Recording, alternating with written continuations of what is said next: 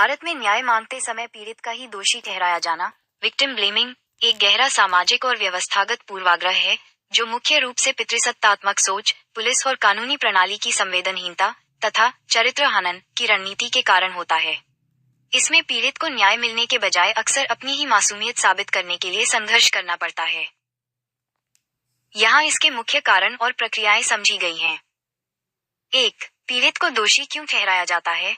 मुख्य कारण 1. पितृसत्तात्मक और सामाजिक सोच। समाज अक्सर अपराध के लिए पीड़ित के कपड़ों, व्यवहार, समय या स्थान को जिम्मेदार ठहराता है, विशेषकर यौन उत्पीड़न के मामलों में। ये सोच पीड़ित को ही घटना के लिए उकसाने वाला मान लेती है। 2. चरित्र हनन, कैरेक्टर असैसिनेशन। बचाव पक्ष, आरोपी का वकील अक्सर पीड़ित के पिछले जीवन, चरित्र या आदतों को अदालत में मुद्दा बनाता है ताकि पीड़ित की विश्वसनीयता को कम किया जा सके। और 3. व्यवस्थागत पूर्वाग्रह। पुलिस और जांच एजेंसियां अक्सर पीड़ित को ही झूठा या बदला लेने वाला मानकर जांच करती हैं। इससे पीड़ित को ही अपनी आपबीती साबित करने के लिए बार बार मानसिक प्रताड़ना, सेकेंडरी विक्टिमाइजेशन से गुजरना पड़ता है। 2. ये प्रक्रिया में कैसे होता है? 1. जांच के दौरान सेकेंडरी विक्टिमाइजेशन, प्राथमिकी दर्ज करते समय या बयानों के दौरान असंवेदनशील सवाल पूछना, पीड़ित के बयानों में छोटी छोटी कमियां ढूंढकर उन्हें झूठ का आधार बनाना और उसे ही सवालों के घेरे में ले आना।